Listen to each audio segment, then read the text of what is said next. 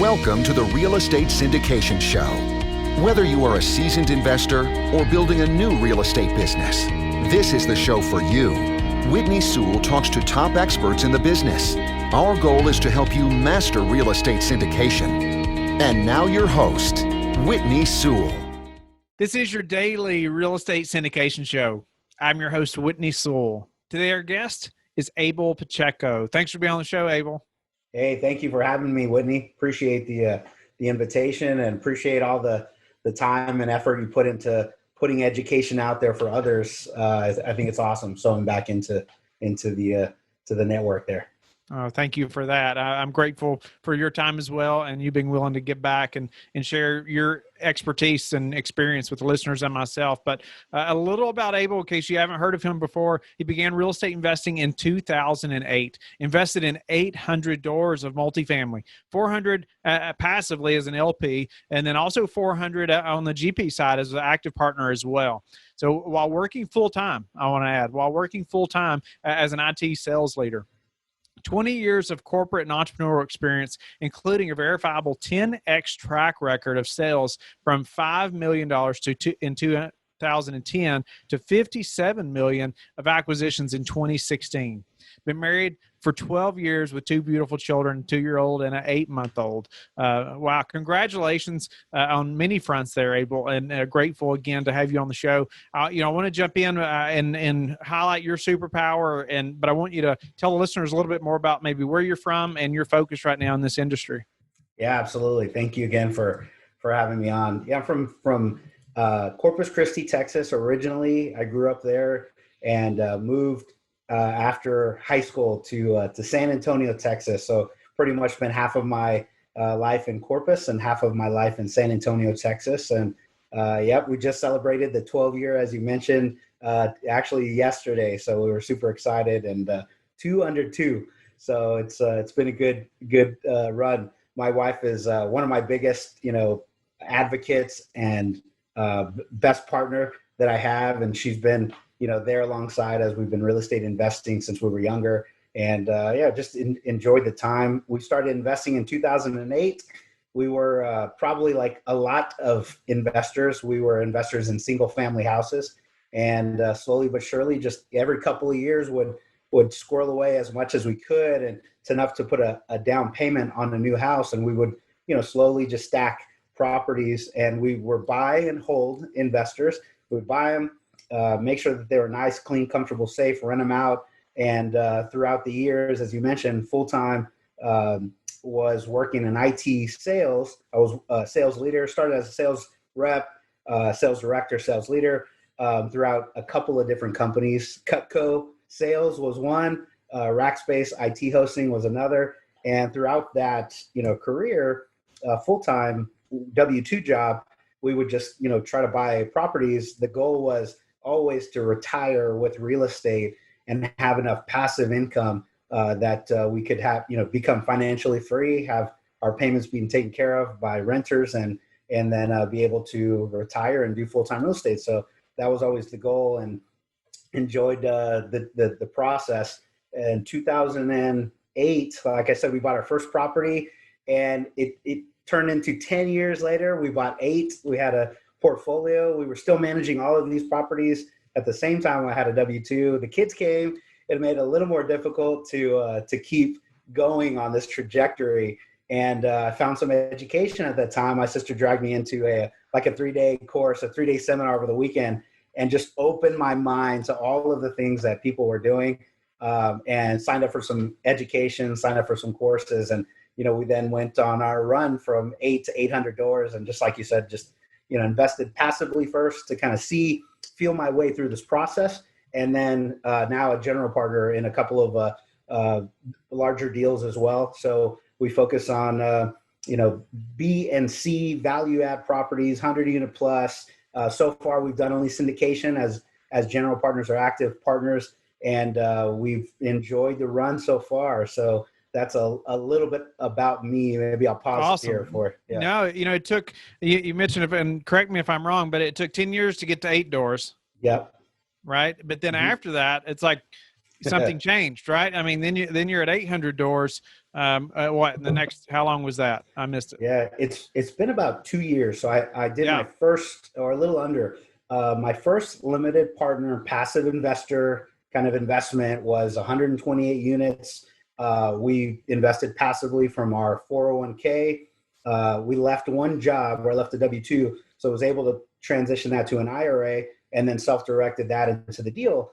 And that was October of 2018. So that was my first one, and just So kind of kept moving. what changed? Like I would imagine there's numerous things that had to change, but I'd love to know, what change had to take place for you to not just take the action to do it, but like just have the mindset that it was even possible as well. Yeah. I know that had to happen for me. I know. And what about yourself? For me, it was really a job. It was my W-2. It was my day job, right? I had had a fantastic run, as you kind of saw there, some numbers. I led a pretty large sales team of about 50 to 60 sales reps. I had about 6 or 7 sales managers all under me, and we had an amazing 10x run, $57 million in acquisitions. And every year, my quota would be reevaluated. And I realized, man, this is not going to end anytime soon. I look back on my 20-year sales history of my career, and I've pretty much been, for the first 5 to 7 years, maybe 100% commission. Never had a stable, salary until I was an IT professional, an IT sales professional. I had a 50% of my commissions were at risk, and 50% of them were my base pay, right? So always at risk. Every year you put 50% up. And I realized, man, as I keep continuing to perform, no matter how many sales I made, my quota actually went up. I was rewarded every year with great, with great success, with a bigger quota, which means we had to sell more, produce more, and actually get paid less for the same amount. And while I was very blessed to have this opportunity, 10-year run with this company called Rackspace.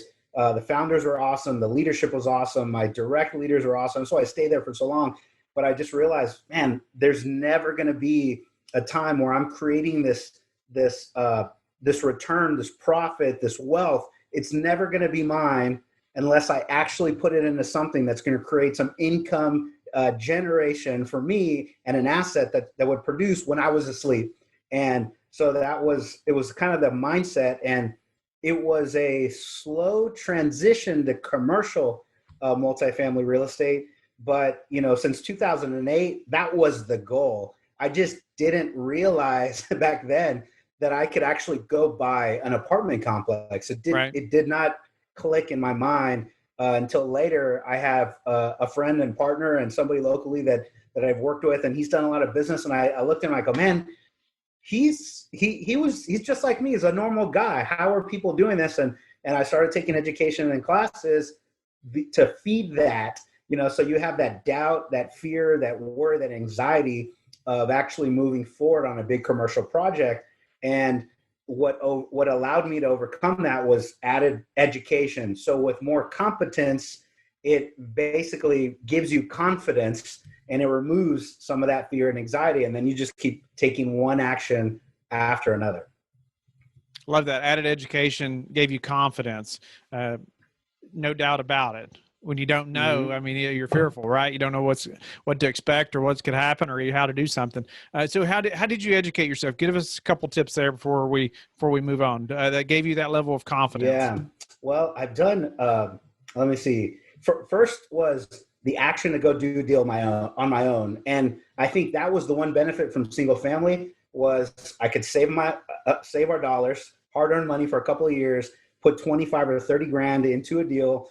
Paperwork, education was back then talking to my mortgage broker, getting a good team behind me, having a good property, was it the realtor who was helping me and actually going through education on how to pick the property. So I applied that same mindset for 10 years, my single family team to my multifamily team. And I said, well, there's got to be something to that. And I realized the team has it feels like a lot more expertise. There's a lot more people. but I, basically did the same process. Who do I need for a lawyer? Who's going to help me, analyze the numbers? Who's going to help me underwrite? Who's going to help me, make sure the asset was good? And so that education came from asking people that I knew were successful. They were doing the same thing that I wanted to do. I asked them for their referrals. And then I also I probably signed up for about 4 to 5 educational courses. I did spend a good chunk of money for courses later. I probably traveled to 13 to 14 cities, many multiple weekends. I did this while my wife was pregnant, and we made that decision and said, if I'm gonna do it, you're gonna be alone on the weekends, because I had the full-time job. I have to go travel every Friday and return Monday. And that was a grind probably for my first year, really educating myself hard. So I went to, multifamily seminars, multifamily conferences. I went to commercial classes, specifically on commercial, the overall world, not just multifamily, some underwriting classes. And I just I signed up for and paid for as many courses as I could throughout, the year. And so that was a fun year. And then then every time I was back home, call it Monday through Friday, if I wasn't at work during lunch, washing dishes, outside in the backyard, just podcasts. So I don't even know how to count how many hours of podcasts I've consumed. And then, and then after that, it was like, well, the voice I kept hearing, and I know somebody said, I didn't come up with it, so I won't take credit, but they said, hey, education without action is just entertainment. And unless you take action, none of that education is going to actually help you. And, they say knowledge is power, but implemented knowledge, that'll change your life. And so that is the kind of those mindsets that I said, I've got to apply and I've got to go do something. I got to invest in a deal. I got to learn from it. And, so that was kind of my education. And then I'm, obviously now I'm still learning every single deal, every single opportunity, every, podcast. We haven't been to a conference in a while, and I don't know how often these are going to come back, during our time where 1,000 of us are going to be shaking hands. But, I'm trying to do these Zoom events now, and, started a meetup. That's helped me through my education. People ask me questions. Started that one locally, and now we're on to webinars and doing these, live webinars every couple of weeks. So that all of that has kind of forced me, well, I'm going to be giving education. I better learn it myself. So that was kind of the progression of education, where I still feel myself, I'm going to still continue to learn as much as I can, every day, every week, every month. You mentioned going to conferences, like, many weekends, and obviously work, while you're working full time, and you've got a, wife who's pregnant at home. And so you're gone a lot. Obviously, I mean, I've lived it a few years now myself, so I understand, but I love to find out, because I think it's so important, and it's not talked about too often. But like the family unit is so important, and the support at home is just crucial. And so I'd love to, if you can elaborate at all to help the listener who's thinking about, fixing to go down this journey. And I know I didn't realize it, but they don't realize this, the sacrifice the whole family has to endure. Absolutely. And just how you all held it together and kept pushing through. Yeah. Well, at the core of it, me and my wife we're both Christian. We're, married for those 12 years. And the reason I say she's my partner right throughout this business, whether or not she feels like extremely active in it, she's my main partner and the main strategist throughout everything. I can act, I can put it together. But, at the end of the day, it was those knee-to-knee hand conversations, kitchen table, kids, the kids weren't there yet, right? So we're planning out our future in, 1 year, 3 year, 5 years down the road. And every once in a while, you have those conversations where it's like, I'd like to sit down, talk tonight, grab a piece of paper and a pen, and let's talk about this is really what I want to go do. And she goes, I agree. That's why I've supported you, because I want to go do what you're going to do as well. And, we talk about the sacrifices that are going to have to be made. And we said, you're going to be pregnant. It's going to be 9 months. I'm going to have to go to these courses, and I'll probably even go up to these courses 7 or 8 months. We'll stop traveling around this time. We'll have a break, and then I'm going to have to get back to it. but we kind of mapped out, the fact that we have 2 kids under 2, right? As we mentioned. So, we've always said, well, even then it's not going to stop. It's going to be 2, 3, 5 years old, but we're thinking of elementary school, we're thinking of middle school, we're thinking about as they grow. There's only one shot that I was ever going to have to be with my children and to have that time to really help, grow them up right. And so this was our opportunity. So we said, there's going to be the sacrifices, budgeting, saving money, trying to figure out the best way to continue to invest, have the education. She now stays home. She's able, thank you, Lord, to stay home with the kids full time. And that's not an 8 to 5. That's a 24/7, 365. And so, for sure, I'm thankful that she wants to go do that. And that's part of the process, is like having a good, solid partner to help you through it. And, are we always 100%, in line? Not 100%, but pretty damn close. And then, when we start to say, hey, let's pray together and figure it out. And then we end up coming right online, right on track. And I think that's a big part of it, is talking about, what we want to do, and then making sure those goals are in line, and then, put it on paper. That's, one of the most important things. And, review those 6 months every year and make sure, are you still on board? Are we still going to go do this? And now, as we were just talking a couple of weeks ago, I said, I really think we should write a book. And then I say we, I mean I, but it's going to be our story. And she's like, yeah, you know what? I think that would be an amazing sacrifice to do so. And let's help others. And there'll probably be another great, avenue for our own education and to serve back, our listeners, our community. And so, and we were already talking about, well, how should we position this, and what should we, write it about? And so that's part of having a good partner and looking at it, not only business partner, but life partner. Life is first, me, my relationship with God, my relationship with my wife, and then our kids. And then after that, it's, everyone else, our larger family. So it's, I think that was kind of paramount for success.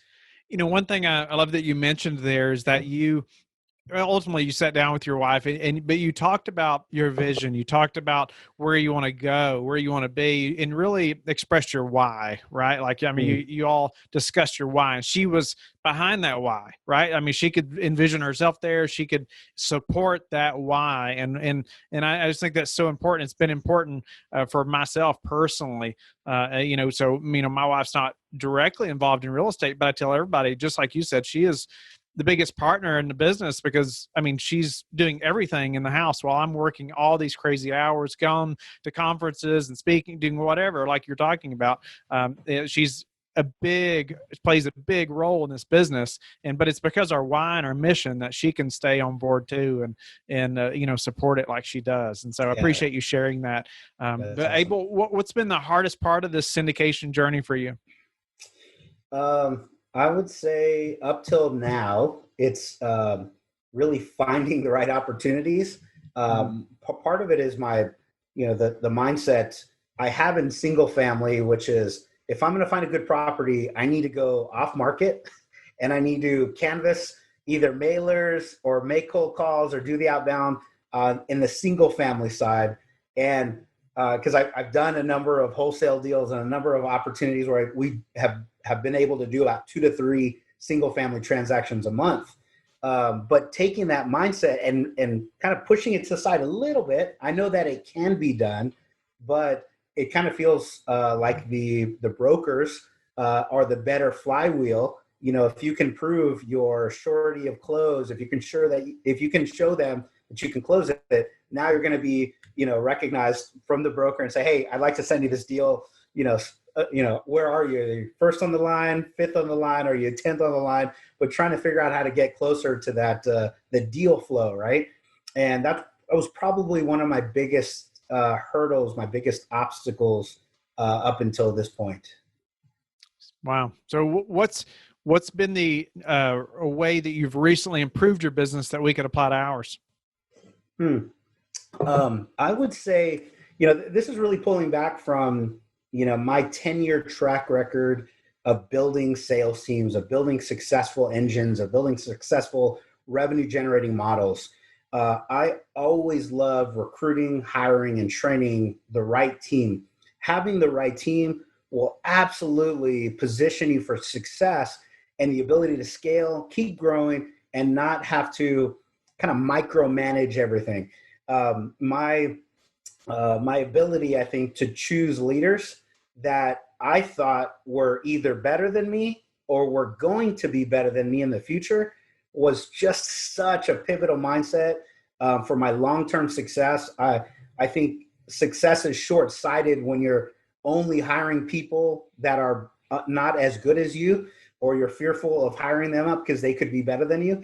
I was the exact opposite, and I always thought, man, if I can just hire somebody better than me, how do I find that person? Then we're all going to benefit us on the team.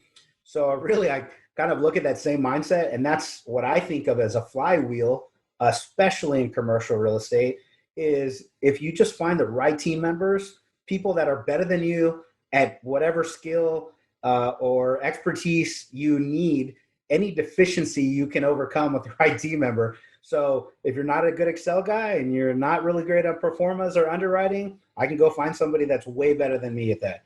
If I don't have any deal flow, I can find out, well, this individual has a ton of deal flow. If I'm not the capital raiser, I can't generate millions of dollars. Well, who's the right person that can help with that? And so I would say that's really what's helped me on the commercial multifamily side is I'm always looking for partners to raise my game, because I'm looking for people that are, at my peer level, so I can kind of see what other people are doing. I'm looking for partners that are a couple steps ahead of me. And then I'm looking for education or mentoring and coaching from people that are thousands of units above me. So I think if I can always have those mentors and coaches and build that team, I think that's really what's helped my business grow very, very quickly, very rapidly, is just finding the right team members. And that's, I think a superpower in of its own. For sure. How do you connect with those people that are thousands of doors ahead of you? Well, up until the pandemic, I think a great place for them was these real estate conferences. And, I would, spend a lot of money on education. Part of it was being there in person to get the education. But I think the bigger part of it is networking. And so, now, let's say during the quarantine, whether we come out, the show will come out later, right? It's May now. Let's say this comes out in June. Well, we may be more opened up, but it's probably going to still be a little difficult to put 1,000 people all together in a room shaking hands. There's something very valuable to face-to-face. Yes. But now, LinkedIn is an amazing platform. It is an amazing asset.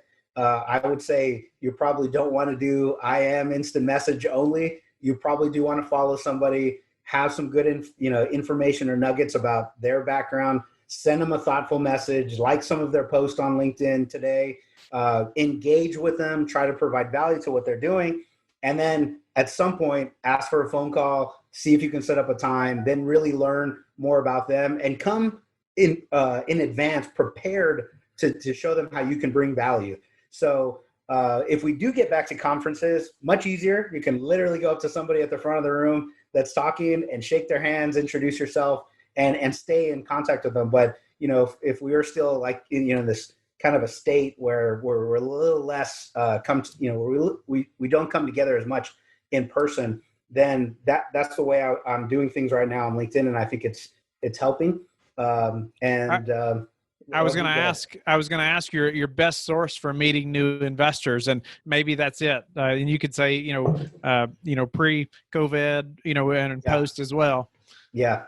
Pre-COVID, definitely conferences. I think getting together with like-minded individuals that all want to go do the same thing. I'm a passive investor first, so I passively invested in 400 doors.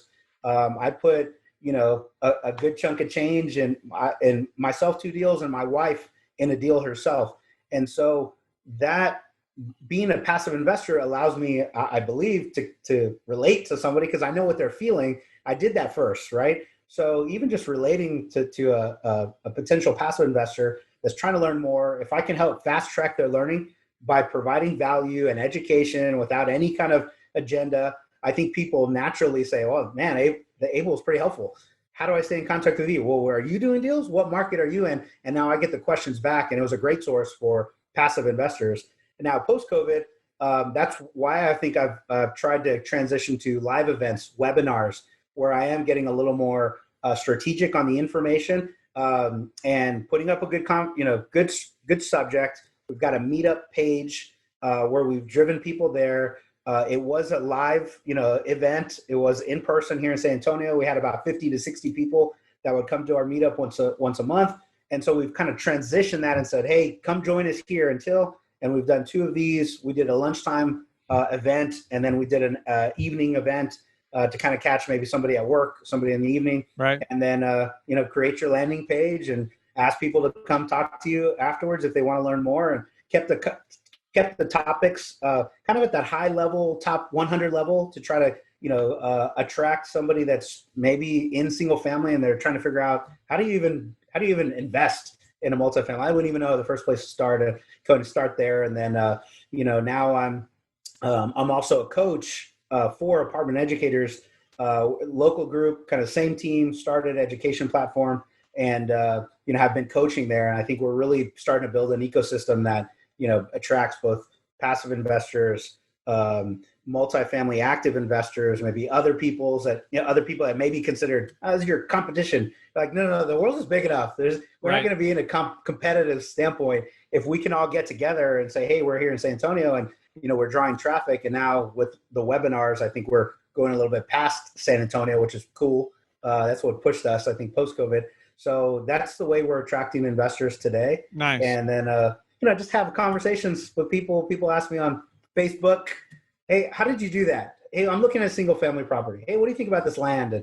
And I have never bought raw land, up to date. Actually, I take it back. We've done it once, but I wouldn't say I'm an expert in it, but I'm, just try to help somebody through the process. And then pretty soon they ask me, "Well, what do you do?" "Well, I'm a multifamily syndicator. This is what I do." And the conversation ends up headed that way. So what's the number one thing that's contributed to your success? I think the ability to take action. Fear and worry and doubt are definitely always part of, I would say, being a human, right?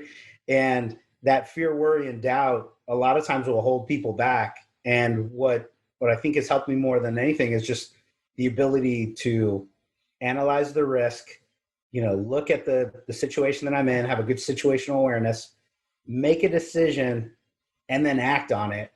And I think most people get stopped. They orient themselves to what's happening. They make a decision, but never act. And I think that's probably the biggest area of impact for me that's allowed me to have the most success. And I'm not always right. I'm human. I'm gonna make a ton of mistakes. But when I make it, I'm going to take the next action to correct it. It's not, Sure. It's never a freeze. It's, this is what happened. What's the next action? What's the best next course or path? And let's keep moving forward. And a lot of times my the biggest obstacles have been my biggest opportunities. So just keep taking action. How do you like to give back? I serve today at the house, at church. I'm a deacon there. And, just enjoy doing that. I like sharing education and information, providing coaching, guidance. I've been doing that for 20 years. Whether you call me a formal coach or not, I was a sales leader. And so all this, individuals would come up and they want to figure out how they can obtain success. I like sewing into people, telling them the knowledge that I've acquired. And, not all of it's 100%, but this is how I got here. And if you think this is a good path, do the same thing because it's a repeatable process. And so I love helping others. I love that. Well, I appreciate you giving back in that way, Abel. I hope many people will reach out to you, that we're in your shoes and that you can help as well. Tell them how they can get in touch with you and learn more about you. Yeah.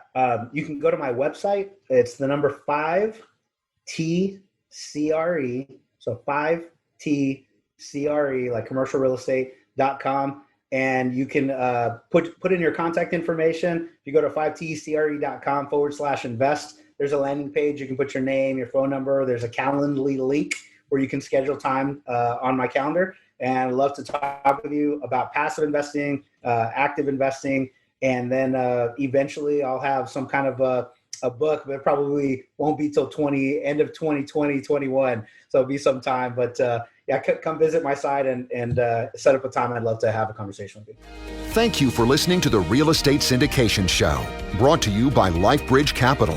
LifeBridge Capital works with investors nationwide to invest in real estate, while also donating 50% of its profits to assist parents who are committing to adoption.